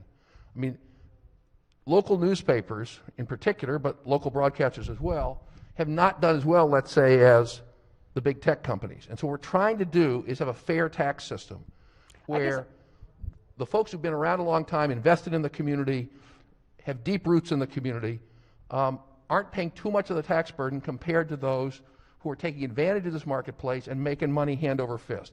The purpose of the big tech bill was to make sure the big tech guys pay their fair share. We wanted to be sure that there was no unintended consequence here for our local businesses. I could make a comment about punishing success in the tax code, but but that's maybe another philosophical discussion for another time. We have newspapers in the state that have been bought out by big multinational corporations, correct? Or at least in the past? Right, and that's a good question. So this isn't what size is dealt with by the fact that the bill itself doesn't apply to any sales worldwide under $100 million. But the key point here is it's a different business model. Broadcasting and local newspapers have a traditional business model that we're all familiar with. We wanted to be sure that the two weren't confused. That's good. I mean, I understand that point of it, but does I know we're not supposed to mention specific things, but does the Baltimore TV stations that broadcast news, they take in advertising money? Do we collect taxes on their sales? I assume we do, right? Do we collect taxes from, WJZ or WBAL TV? I'm not trying to. They pay taxes in all kinds of ways. They pay real estate taxes. They pay sales taxes. Do they pay taxes on the profits they make from selling advertising? Absolutely, they pay tax on their profits. Just trying to confirm. Absolutely. So this digital tax, we're saying they don't have to also pay this digital tax. That's correct. Even if they're selling an ad on their digital platform. That is correct. That is correct because their primary business is broadcasting or news media. That is not the primary business of the big tech companies. That's the point here. Okay, and a second question or a second line of questioning on a separate part of the bill. I guess I'm not clear, and I'm not an attorney, as my former JPR colleagues will joke that I said often in the committee. Can we legally, constitutionally say that a business can't pass something on to a customer, a cost onto a customer, a private business? Yes. What's the rationale for that? We can make that rule? I do not know all the legal citations and all the court opinions, but there are plenty of cases in which there are restrictions on the ability to pass on a cost. Okay, I want to find out more about that, but I understand. Fair enough. We don't want to get into that, and some other folks may have questions. But the final question that I have, again, relative to passing it on to the consumer or to the customer, is we are in the bill. The bill is saying you can't pass it on as a surcharge or separate fee or line item. Couldn't they just build it into their cost of doing? I mean, couldn't they just build it into their charge without line iteming it? By definition, it's built into their gross revenue, which is being taxed. So absolutely, it's built into their business model. They got to pay it. That's the point of the bill. Right, but they could build it into what they're charging a customer for. Well, that's a discussion we had last time. Is are they able economically to pass it on? And I believe the evidence is pretty overwhelming they aren't. It sounds like we're saying they're so successful. I mean, I can tell you Google figured out real quick where they could and couldn't do political ads in the last election cycle because of laws that we in Washington State passed. So I imagine they could figure out pretty quickly how to charge folks in Maryland a little bit more. And I respect your point of view and disagree with it. Okay. Mr. President, I don't know if there's some other questions. I thank you very much. Thank you. Thank you, Senator. Any further discussion on the amendments? Chair recognizes the senator. Senator from 15th District and the 34th. So 15th District. Yeah, Mr. Floor Leader, just on the last question, just on this issue of the ability to pass it on to the business down chain, I have some. I certainly wouldn't disclose, but I have a family member who's in this world, particularly with respect to Facebook. And he had indicated to me, and this is more of the practical enforcement of this, okay? And so Maryland would be alone to some extent here with this legislation, the last one that we overrid. So this specific issue of enforcement, he had indicated that pricing in this space tends to, and I don't know if this came up at the hearing, tends to be territorial or even by state. So if you happen to be residing in the state of Maryland and you're purchasing into this world and there's a charge that comes down, it's based on territory. And so back to the gentleman's prior question about baking it into a territory from a pricing standpoint, that Maryland could be part of a territory. They wouldn't say that it's, I'm still a little bit, just on this topic of as a practical matter, how we would ever be able to know that it's not being baked in to the product, the territory of Maryland, for example. Well, I didn't talk to whoever you talked to, but I did participate in the hearings, and actually one of the criticisms by the big tech companies was it was too hard for them to figure out where it was done. That was part of the testimony we had. There was a big argument about how you would apportion the taxable income. And the arguments we heard were it was too hard to do. And we don't think it's too hard to do because we've given the control of the authority to use an apportionment formula the way we do for other taxes. I'd be happy to talk to whoever your source is. Okay, fair enough. Thank you, Mr. President. Thank you, Mr. Thank you, Senator. Chair recognizes the senator from the 34th District. Still have a question? Yes, I could just put full leader, please, for a moment. Senator, may proceed. Thank you. I'm really curious on this, the legally, the ability, and you say this is done in other products, the ability for us to direct that a lawfully imposed tax cannot be passed on to the ultimate consumer. As luck would have it, I have an Attorney General's letter in my hand, which I didn't have before, that addresses this issue, and I'm happy to share with you. And if you could do that, I'd appreciate it. Thank you very much. Thank you. We'll make sure to have copies passed around, too. Chair recognizes the senator from 36th District. Thank you, Mr. President. For the floor leader, please. Senator may proceed. This is a new type of tax for Maryland, isn't it? A tax on gross revenues. It's not a sales tax or tax on services or anything else. Is that accurate? Have we seen this type of tax before? The short answer is I believe we do. I know but I'll give you the analogy, and you would know this very well being from the shore. Delaware is significantly funded by gross receipts tax. So it's a very common tax in the United States. In general, you're right, we've used sales taxes and income taxes. So the short answer, it's a very common form of tax. I cannot remember off the top of my head what one there may be some localities that have it.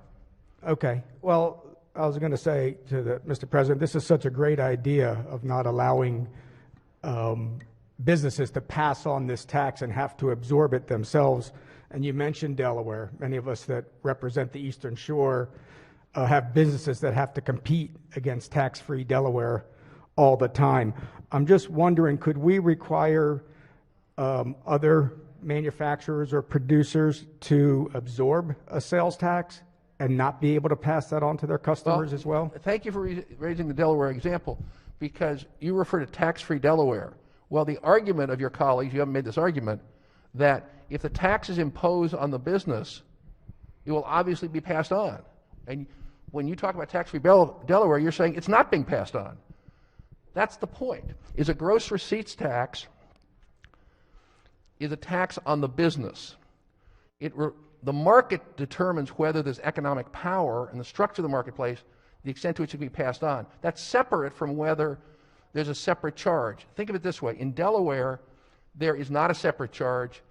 In Maryland, we put the sales tax, we make it a separate charge. It's really, you're going to exactly the issue here. Right. Well, Delaware mainly taxes corporations that are not domiciled in Delaware, or they set up a presence in Delaware. They collect a lot of corporate taxes. They also have a gross receipt. They have gross receipts taxes as well. Right.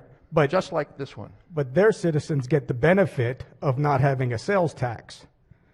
Our citizens. I'm not disagreeing. There are all kinds of different taxes and pluses and minuses in all of them. There's no question about that. Okay.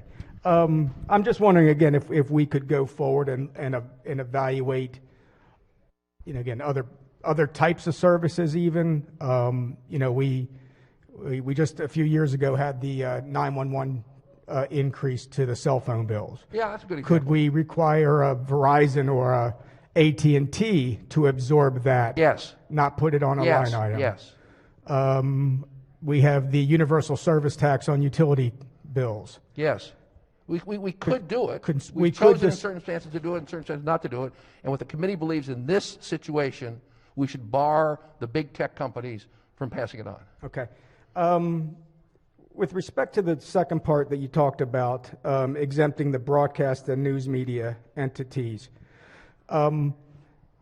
why, again, the bill that was just overridden, the governor's veto was overridden, included those entities in having to pay this gross revenue tax. Why, again, have we decided to exempt them? It actually was not clear in my judgment. I mean, if the sponsor of the bill wants to correct me, he can correct me. But my own view was that it was not clear. It was not the intent. And so we wanted to clarify the fact that they were not covered. Okay. Then does exempting them through this bill now affect the fiscal note from the bill that we previously passed? Again, this is me speaking for myself. This is not reading off notes from the staff. Right. My own view of this is either way it's a fairly small amount of money. So my guess is it doesn't materially affect the fiscal note, and it also depends on how the law would be interpreted, whether it's interpreted the way we thought it should have been, not including these folks. So it's a small and sort of gray area, but bottom line is it's not a significant fiscal issue either way. Okay, and then finally on part my colleague just mentioned, I did read the AG's letter of advice. Again, we can all take AG letters with a grain of salt the same way that we evaluate fiscal notes. I'm sure they're written more to support the position of the legislature and what they're trying to pass. But have we heard from any of the industries that are being affected by this gross revenue tax? Have they told us, or have they told the committee whether or not they believe this is constitutional or not? What is constitutional? The prohibiting them from being able to pass on this tax. Nobody's talked to me about it. I'm looking at the chair.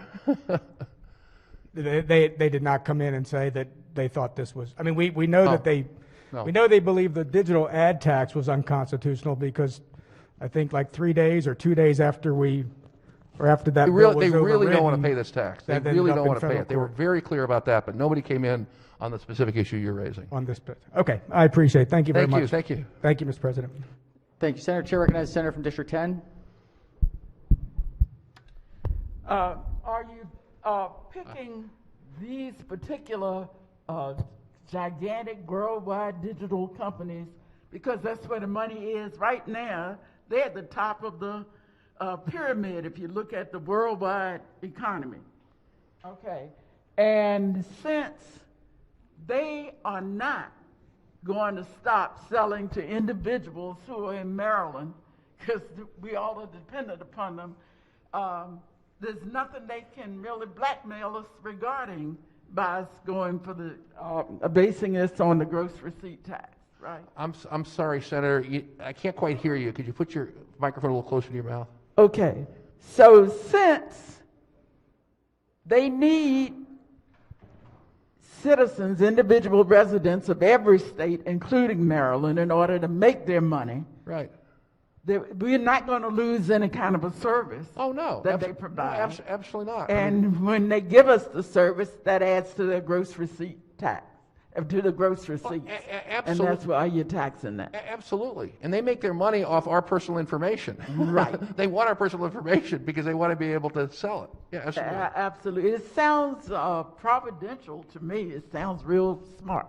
I agree with you, Senator. Thank you, sir. Chair recognizes the Minority Leader. Yeah, after we have discussion on this, Mr. President, I think there's a lot of questions. If we could just have a day to look and lay this over. Do you want to do it now?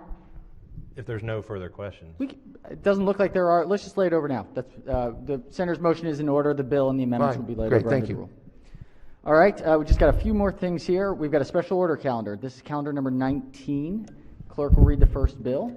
Senate Bill 499, Senator Lamb, prohibition on vending machine sales of drugs and medicines repealed. All right, the question is on the report, on the adoption of the favorable. Yes, Chair recognizes the Minority Whip. Yeah, thank you very much, Mr. President. I got a letter from the Attorney General on it, and they basically indicate that it needs some clarification. So I've talked to the floor leader, and I'm working on an amendment, trying to work with Secretary of Health. So I believe the floor leader was agreeable to special ordering this till Thursday.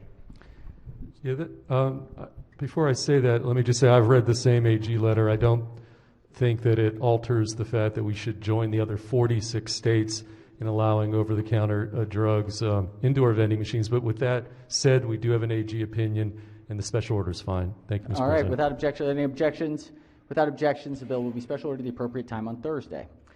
All right, we do have another special order calendar. This is special order calendar number 20, our curative bills. The clerk will read the first bill. Senate Bill 877, the President Annual Corrective Bill. This is an emergency bill. There are two. 877. Okay. Apologies. Yes, Chair recognizes Chair of the Rules Committee. Thank you, Mr. President. Senate Bill 877 is the Department of Legislative Services Annual Corrective Bill. The bill makes technical, non-substantive substantive corrections to various provisions of the Annotated Code of Maryland. The corrected bill addresses punctuation, grammar, and stylistic errors, obsolete cross-references, and other similar errors. There are no committee amendments. Therefore, I move for the adoption of the favorable committee report. Floor leaders moved for the adoption of the favorable committee report. Any discussion? If not, all in favor of the report say aye. Opposed, nay. The ayes have it. The favorable committee report is adopted. Question now is on the, or excuse me, are there any amendments? Presume not, as they would probably be unconstitutional. If so, Senate Bill 877 will hereby be ordered printed for third reader. Clerk will read the next bill. Senate Bill 878, the President Annual Curative Bill. This is an emergency bill. Chair recognizes Chair of the Rules Committee as the floor leader. Thank you, Mr. President. Senate Bill 878 is the Department of Legislative Services Annual Curative Bill. This bill is technical, non-substantive, bill that cures possible titles, defects in previously enacted legislation. The curative bill addresses enactments with errors and omissions in purpose paragraphs or function paragraphs that could potentially render the reenactment vulnerable to challenge. Therefore, there are no committee amendments. I move the adoption of the favorable report from the committee. Floor leader moves to the adoption of the favorable committee report. Any questions, discussion? If not, all in favor of the report say aye. Opposed, nay. The ayes have it. The favorable committee report is adopted. Assume there are no amendments to the bill or its title. Seeing none, Senate Bill 878 is hereby ordered printed for third reader. Senators, if, just reviewing that, there's some interesting drafting notes in the curative and the corrective bill. So if anybody is really looking for that exciting drafting technical information, this is your spot. This is your hot read. All right, we have one more piece of business, believe. Chair recognizes Chair of the Judicial Proceedings Committee. Thank you, Mr. President. I wanted to make a motion to suspend the rules so that we could, have two readings in one day for Senate Bill 786, so that this bill can catch up with the rest of the package. All right. So just as clarification, Senator has moved to suspend the rules for two readings in one day. The bill is printed, so we have a third reading. It is a Senate bill. It is printed. It should be on members' laptops, that the printed version. Normally this would have been handed out. We don't have pages, so the printed version is the one on the laptop as third reading.